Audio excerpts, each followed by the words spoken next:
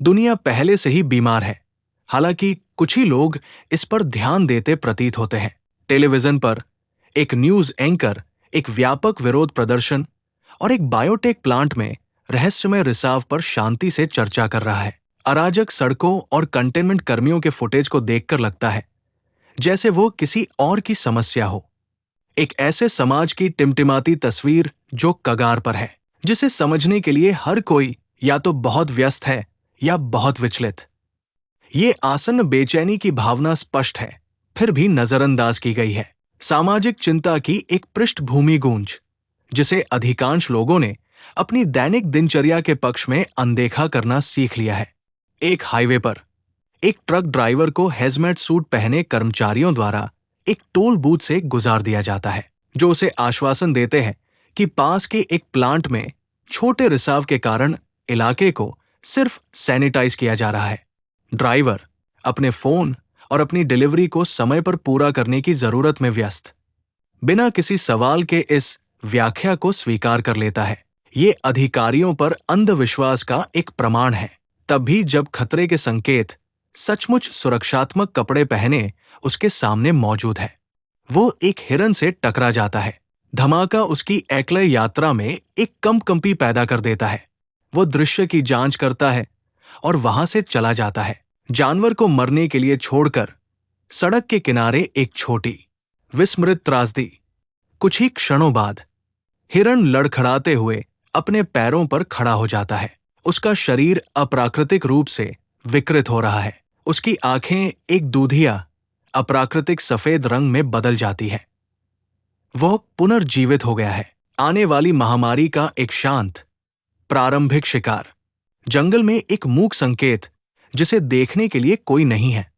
ये एकल विकृत घटना वायरस की भयावह प्रकृति को रेखांकित करती है। ये प्रजातियों के बीच भेदभाव नहीं करता है और मृतकों का पुनरुत्थान प्राकृतिक व्यवस्था का एक मौलिक उल्लंघन है। व्यापक मृत्यु और पुनरुत्थान का एक पूर्वावलोकन है, जो जल्द ही मानव आबादी को अंधाधुंध हिंसा और भय की लहर में डुबो देगा।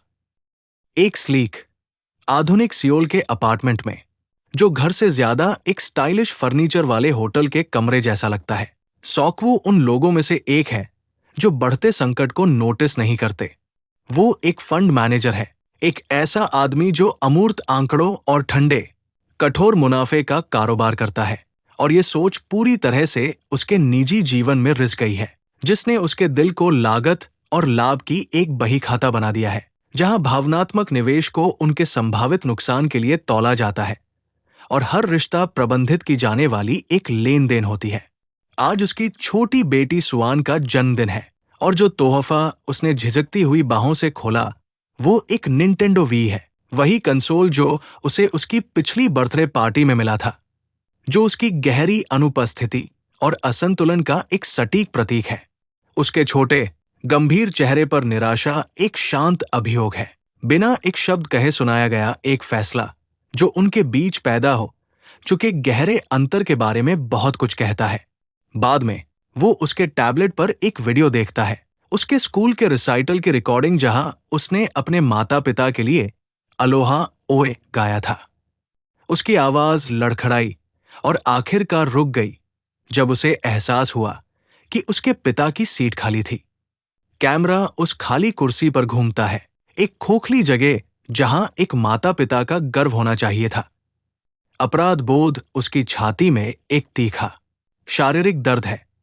उसके कॉर्पोरेट कवच में एक क्षणिक दरार जो जल्दी ही महत्वपूर्ण विलय और बाजार की अस्थिरता के बहानों से पपड़ी बांध लेती है। जब सुआन अपने जन्मदिन पर बुसान में अपनी मां से मिलने की इच्छा जताती है तो वो शुरू में मना कर देता है, लेकिन उस असफल रिसाइटल की याद उसे सताती है। उसके उदास चेहरे और उस खामोश खाली कुर्सी की तस्वीर किसी भी व्यावसायिक दायित्व से अधिक शक्तिशाली ताकत साबित होती है। वो मान जाता है, एक त्वरित यात्रा का वादा करते हुए, एक अनिच्छुक रियायत जिसे वह एक असुविधाजनक काम के रूप में देखता है, पैतृक कर्तव्य की बही में टिक करने के लिए एक डब्बा, पूरी तरह से अनजान कि यह फैसला उन्हें उनकी जिंदगी की जंग में झोंक देगा और उसे अपनी सावधानी से गणना किए गए हर प्राथमिकता पर पुनर्विचार करने के लिए मजबूर कर देगा। अगली सुबह वे ऐसी सड़कों से गुजरते हैं जो सूक्ष्म रूप से गलत है। सामान्य से अधिक आपातकालीन वाहन है। हवा में एक अजीब सी स्थिरता है जिसे दूर के सायरनों ने तोड़ दिया है, और एक अंतर्निहित तनाव जिसे सेओक जैसे एक विचलित आदमी को भी महसूस करना चाहिए। सेओक वू बायोटेक क्षेत्र में अस्थिर शेयरों के बारे में अपने जूनियर विश्लेषक के फोन कॉल से विचलित।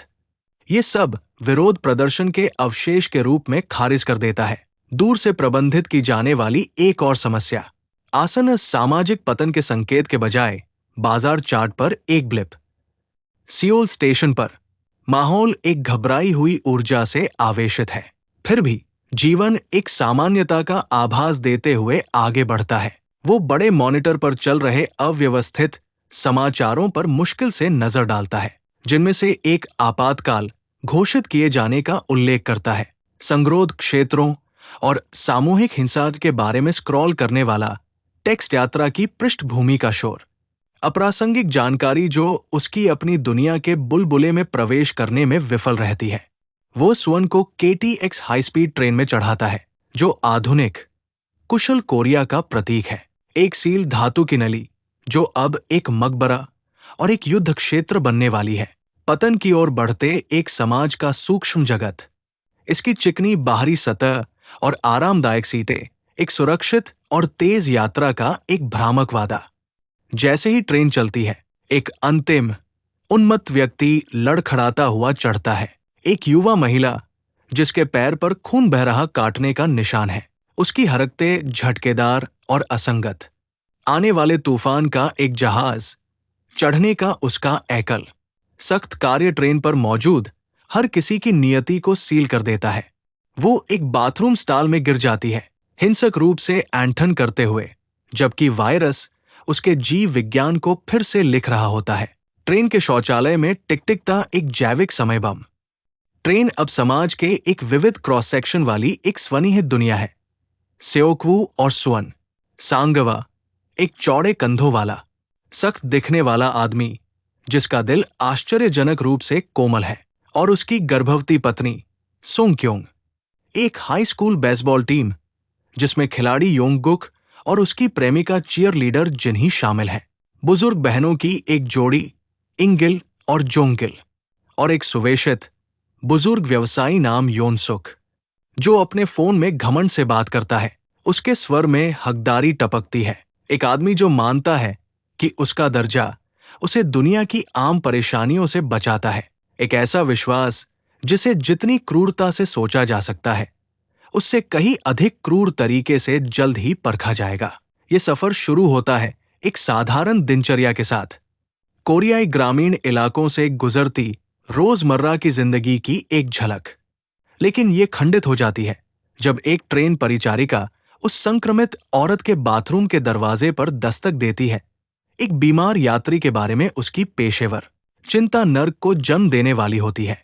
दरवाजा खिसकता है और औरत, जिसकी आंखें दूधिया सफेद हो चुकी है और जबड़ा बेघर हो गया है, बाहर आकर झपटती है। ये शुद्ध अतृप्त वृत्ति का एक जीव है।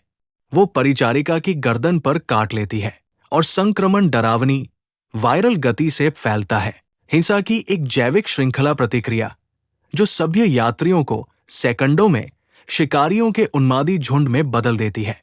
काटी गई परिचारिका जमीन पर ऐंठती है और दौरे पड़ते हैं। उसका शरीर असंभव तरीकों से मुड़ता है और सेकंड भर बाद ही एक नए राक्षस के रूप में उठ खड़ी होती है। पहले वाले के साथ एक उन्मत्त हमले में शामिल हो जाती है। हर चीख, हर घबराई हुई चिल्लाहट के साथ ये बीमारी गुणा होती जाती है, जो और ध्यान खींचकर इसके प्रसार को और तेज कर देती है। घबराहट तत्काल और पूर्ण है, शुद्ध डर की एक ज्वारीय लहर जो पल भर में सभ्यता को मिटा देती है, इंसानों को उनकी सबसे बुनियादी जीवित रहने की वृत्ति तक सीमित कर देती है। ज़ोंबी की भीड़ सीमित जगह में चरमराती हुई बढ़ती है, चौंकने वाले जबड़ों और नोचने वाले हाथों की एक लहर जो गलियारे में उमड़ पड़ती है, मांस और दांतों की एक सुनामी जो दया नहीं जानती और दर्द महसूस नहीं करती। सियोकवू शुद्ध वृत्ति पर प्रतिक्रिया देते हुए सुअन को पकड़कर भागता है और संगेवा और सोंगक्योंग के साथ एक सशक्त भागने में शामिल हो जाता है। उनका अस्तित्व गति और कुछ कीमती सेकंडों के अंतराल पर निर्भर करता है। दुनिया सिकुड़कर उनके ठीक सामने के स्थान तक सीमित हो जाती है। वे मुश्किल से एक और डिब्बे में पहुंच पाते हैं और भारी कांच का दरवाजा बंद कर देते हैं। ठीक उसी समय जब संक्रमित लोग उससे टकराते हैं, उनके शरीर एक तड़पते, गुर्राते ढेर के रूप में इकट्ठा हो जाते हैं। मौत की एक जीवित, तड़पती हुई बाधा जो बस कुछ इंच दूर मंडरा रहे खतरे की एक स्थिर, डरावनी याद दिलाती रहती है। बचे हुए लोग अब एक चलती हुई जेल में फंस गए हैं, राक्षसों से केवल एक शीशे के टुकड़े से अलग, जीवन और एक भीषण अंत के बीच की एक नाजुक सीमा। फोन पर आने वाली खबरें एक राष्ट्रव्यापी पतन की पुष्टि करती है। समाज का ढांचा वास्तविक समय में टूट रहा है। उनकी स्क्रीन की सांत्वना देने वाली नीली रोशनी अब पूर्ण निराशा के संदेश दे रही है। एक जानकारी आशा की एक किरण पेश करती है।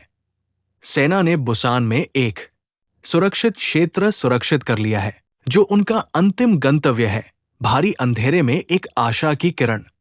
ट्रेन का कंडक्टर, जो अचानक सवार हर व्यक्ति की जिंदगी का बोझ उठाने वाला आदमी बन गया है, आगे बढ़ने का फैसला करता है।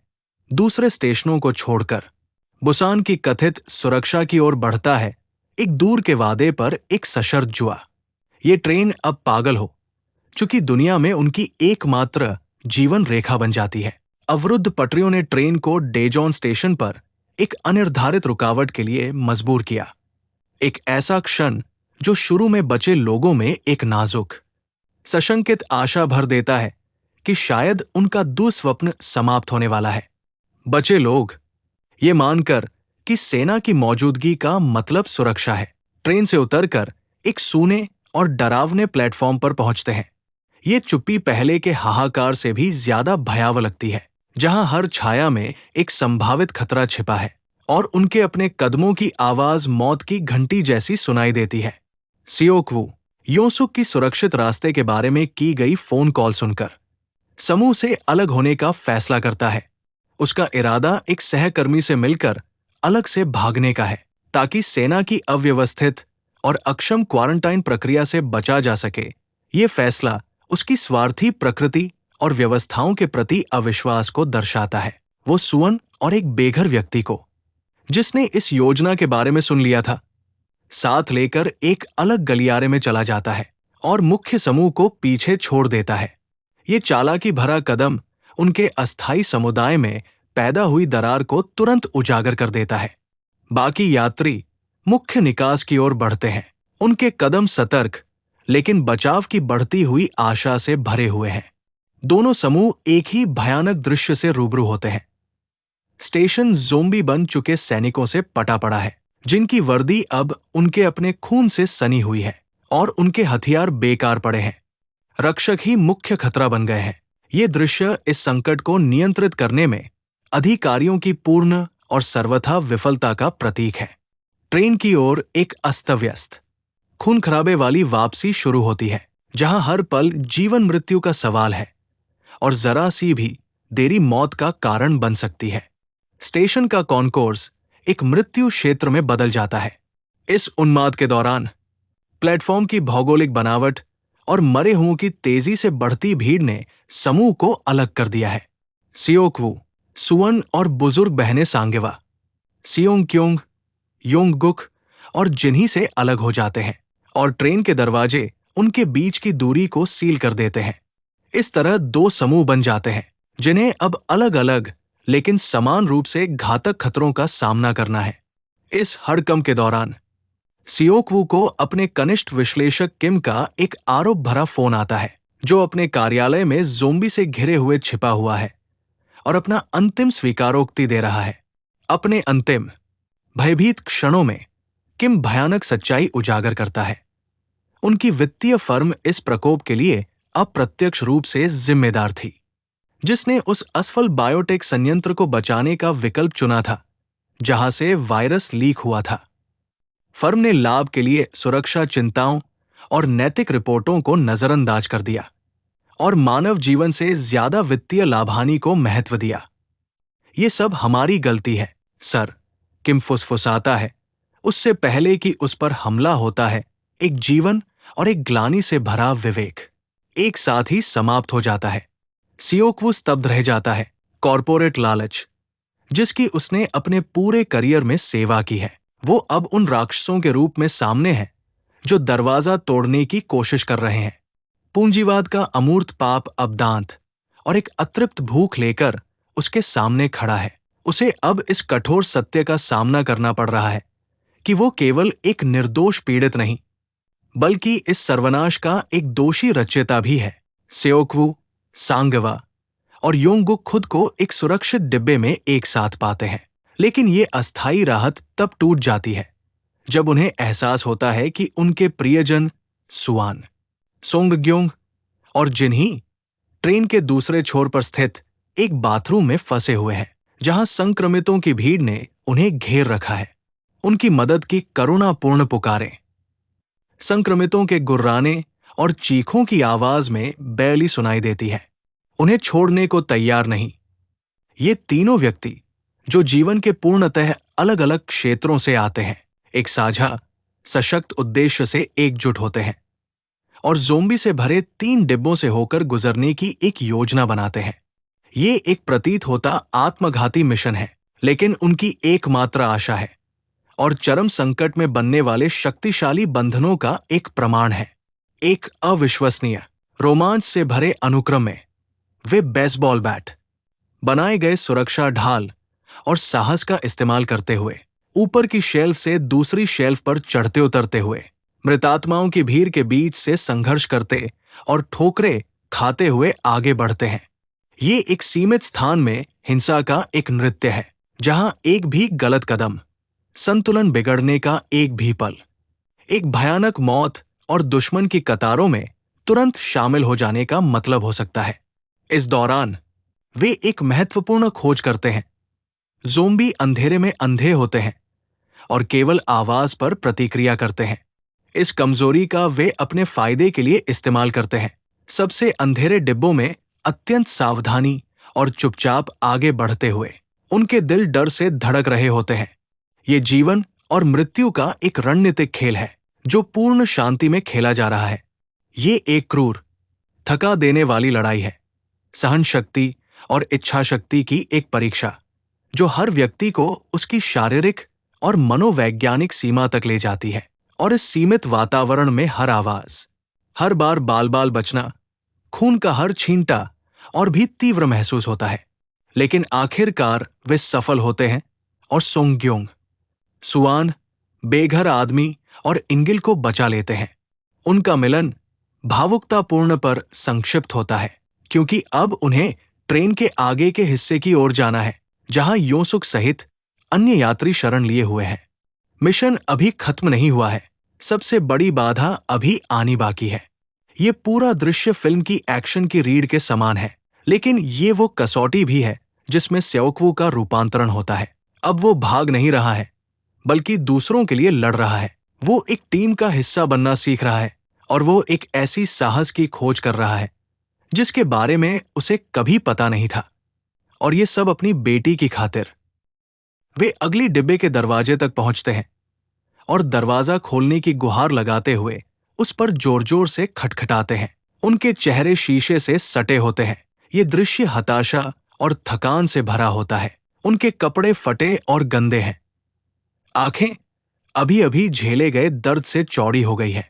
अंदर स्वार्थ की मूर्त योनसुक एक छलिए वक्ता की कुशलता से संदेह और डर के बीज बोती है और यात्रियों की निचली प्रवृत्तियों का शिकार करती है। उनकी जीवित रहने की लालसा को ही उनकी मानवता के खिलाफ एक हथियार बना देती है। वो दावा करता है कि नए आने वाले संक्रमित हैं, उन्हें अंदर आने देना, सबको मौत के मुंह में धकेलना होगा और आत्मसंरक्षण के लिए ये कठोर, निर्दयी विकल्प चुनना जरूरी है। ये तर्कसंगत सा दिखने वाला तर्क एक गहरे नैतिक कायरता को छुपाता है। आतंक ज़ोंबी महामारी से भी ज्यादा तेजी से फैलता है और दूसरे यात्री, डरे हुए और आसानी से बहने वाले, सहमत हो जाते हैं। उनकी मानवता अपनी ही दया की कीमत पर, किसी भी कीमत पर जीवित रहने की निचली प्रवृत्ति के आगे घुटने टेक देती है। वे दरवाजे को बेल्ट और सामान से बंद कर देते हैं, उन्हें अंदर आने से रोकते हैं, कायरता की एक मानवीय दीवार खड़ी कर देते हैं जो किसी भी ज़ोंबी भीड़ से ज्यादा अभेद्य होती है। मानव क्रूरता का ये कृत्य किसी भी ज़ोंबी हमले से ज्यादा विनाशकारी होता है, एक विश्वासघात जो किसी भी ज़ोंबी के दांत से ज्यादा गहरा घाव देता है। और यह दर्शाता है कि किसी भी संकट में सबसे बड़ा राक्षस अक्सर मानवीय डर और स्वार्थ ही होता है। पीछे के डिब्बे के ज़ोंबी जब दरवाजा तोड़ रहे होते हैं तो दूसरों के लिए समय खरीदने के लिए सांगवा सबसे बड़ा बलिदान देता है और भीड़ को रोकने के लिए अपने ही शरीर का इस्तेमाल करता है। एक दानव जो समुद्र की लहरों को रोक रहा हो, उसकी विशाल शक्ति अपने अंतिम सबसे महान उद्देश्य की पूर्ति करती है। वो अपनी पत्नी से कहता है कि उसने अपने बच्चे का नाम चुन लिया है। ये एक अंतिम प्यार भरा कार्य है, एक ऐसे भविष्य के लिए उपहार जिसे वो कभी नहीं देख पाएगा। इससे पहले कि वो ज़ोंबी भीड़ में घिर जाता है, उसकी विद्रोह की गर्जना चीखती हुई भीड़ में दब जाती है। एक नायक की मौत जो उसकी पत्नी, उसके अजन्मे बच्चे और उसके नए साथियों की जान बचाती है। दूसरे हताशा और दुख से प्रेरित होकर आखिरकार कांच के दरवाजे को तोड़कर डिब्बे में जबरन घुस जाते हैं, लेकिन देरी ने उन्हें भारी पड़ती है। बुजुर्ग बहन इंगिल पर्याप्त तेज नहीं है और मारी जाती है। एक और जान अंदर के यात्रियों के संदेह की भेंट चढ़ जाती है। बचे हुए लोगों को डरे हुए यात्रियों द्वारा वेस्टिब्यूल, डिब्बों के बीच की जगह में धकेल दिया जाता है, जो उनके साथ कोड़ियों जैसा व्यवहार करते हैं, उन्हें उनके द्वारा पैदा किए गए खतरे के लिए दूर धकेलते हैं। ये एक अंतिम क्रूर अस्वीकार है। जोंगगिल, जिसने यात्रियों को अपनी बहन को मौत के घाट उतारते देखा है, उनके ठंडे स्वार्थी चेहरों से लेकर गुर्राते हुए ज़ोंबी तक देखती है। मानव और राक्षस के बीच की रेखा पूरी तरह धुंधली हो जाती है, बिल्कुल खत्म हो जाती है। प्रतिशोध और निराशा के एक सहज डरावने संकल्प के क्षण में वह दरवाजे पर जाती है और उसे खोल देती है। बदले और हताशा का ये एक साधारण सा निर्णायक कार्य है। तुम सब राक्षस हो, वो शांति से कहती है। उसकी आवाज सभी भावनाओं से रहित है। और तभी ज़ोंबी भीड़ अंदर घुस आती है और कायर यात्रियों को एक निर्दय योग्य न्याय देती है। एक रेलगाड़ी के डिब्बे में एक भयानक न्याय जो पीछे किसी को नहीं छोड़ता। ये एक तीखी टिप्पणी है कि कैसे तथाकथित सभ्य लोगों की क्रूरता संक्रमितों की बेमतलब हिंसा से कहीं ज्यादा विनाशकारी हो सकती है। पूर्वी डेगो स्टेशन पर एक अवरुद्ध ट्रैक ने शेष बचे कुछ लोगों सोकवू, सुआन, सोंगक्योंग, बेघर आदमी, योंगगुक और जिन्ही को एक वीरान और खामोश रेलवे यार्ड में उतरने के लिए मजबूर कर दिया। ये औद्योगिक गिरावट और परित्यक्त लोकोमोटिव का परिदृश्य दुनिया के अंत जैसा लग रहा था और बुसान तक की उनकी सीधी यात्रा की उम्मीद एक बार फिर धूमिल हो गई। उन्हें पता चला कि उन्हें अपनी इस दुस्वप्न यात्रा को पूरा करने के लिए ट्रेनों के इस कब्रिस्तान में एक और कार्यशील इंजन ढूंढना होगा। उनका रास्ता ज़ोंबियों के एक विशाल झुंड ने रोक दिया, जो एक डरावनी इकाई की तरह हिलता डुलता और कराहता हुआ उनके बचाव के सबसे सीधे रास्ते को अवरुद्ध किए हुए था। रेलवे यार्ड में भागदौड़ भरी अगली घटनाओं में, जो लोहे और अंधेरे की एक भूल भुलैया में सिर्फ एक सनक भरा स्प्रिंट थी, योन सुक, जो पहले के हमले से बच गया था, ने एक बार फिर अपनी असली प्रकृति उजागर कर दी। उसने पहले ट्रेन परिचारक कीचुल का और फिर एक विशेष रूप से क्रूर और सोची समझी हरकत में जिन्ही का बलिदान दे दिया, उन्हें सीधे पीछा कर रहे ज़ोंबियों की ओर धकेलकर खुद को बचाया। योंगगुक, टूटे हुए दिल और पूरी तरह से हारे हुए, भागा नहीं। वो जिन्ही के पास ही रुका रहा जब वो बदल गई, उसे थामे रहा और खुद को उसी के हाथों मरने दिया जिस लड़की से वो प्यार करता था। ये प्यार और इस भयावह स्थिति के आगे समर्पण दोनों का एक अंतिम दुखद अभिवादन था। एक जलते हुए लोकोमोटिव के पटरी से उतरने ने समूह को अलग कर दिया और एक नया और भी तत्काल खतरा पैदा कर दिया। आग और मलबे ने अराजकता को बढ़ा दिया और सोकवू, सुआन, सोंगक्योंग और बेघर आदमी को एक डिब्बे के नीचे फंसा दिया, जहां जल्द ही आवाज और हलचल से आकर्षित हुए ज़ोंबियों ने घेर लिया।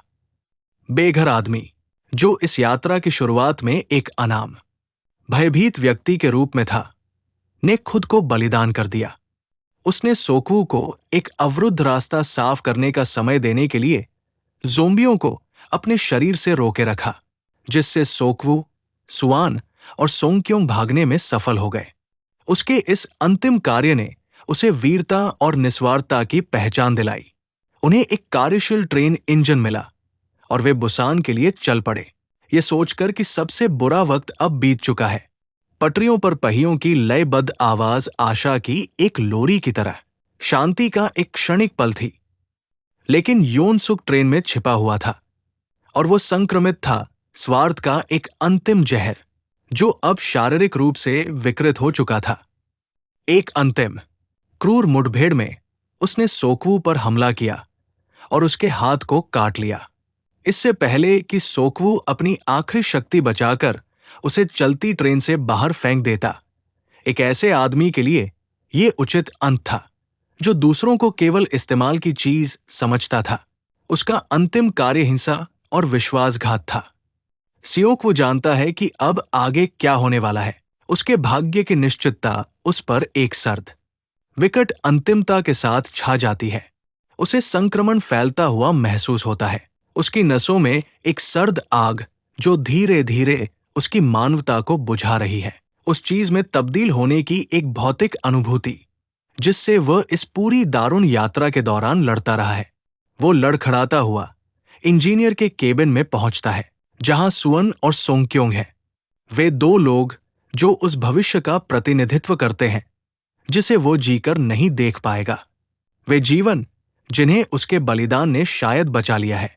अपने चेहरे पर बहते आंसुओं के साथ वो गर्भवती महिला को जल्दी से ट्रेन रोकना सिखाता है। उसका दिमाग अब भी काम कर रहा है, अब भी समस्याओं का हल ढूंढ रहा है, भले ही वो वायरस द्वारा खाया जा रहा हो। ये व्यावहारिक देखभाल का एक अंतिम कार्य है। फिर वो अपनी बेटी की ओर मुड़ता है। पूरी यात्रा, उसका पूरा जीवन इस एकल, दिल तोड़ देने वाले पल पर केंद्रित हो जाता है। उसके मन में उसके जन्म की याद कौंध जाती है। पहली बार जब उसने उसे गोद में उठाया था। शुद्ध, अनछुए प्यार का एक पल, इससे पहले कि दुनिया ने उसे मायावी और दूर कर दिया। एक मूल स्मृति जिसे वायरस छू नहीं सकता। प्यार का एक सही क्षण जिसे वो तब तक थामे रहता है जब तक कि बाकी सब कुछ खत्म नहीं हो जाता। वो उसकी ओर मुस्कुराता है। फिल्म में पहली बार एक सच्ची, प्यार भरी मुस्कान। सारी दीवारें आखिरकार गिर चुकी है। फंड मैनेजर गायब है, केवल पिता बचा है। सुअन, तुम्हें पता है कि मैं तुमसे प्यार करता हूं, है ना? वो कहता है, ये शब्द सरल और सीधे, वो सब कुछ जो वो सालों से कहने में विफल रहा था। एक हताश, अनिवार्य सवाल में संक्षिप्त। वो रोते हुए सिर हिलाती है। उसका छोटा सा शरीर इस समझ से कांप रहा है कि अब क्या होने वाला है, ये जानते हुए कि वो एक राक्षस में बदल जाएगा जो उसे खतरे में डाल देगा। वो चलते इंजन के पिछले प्लेटफॉर्म पर कदम रखता है। हवा उसके पास से सनसनाती हुई गुजरती है।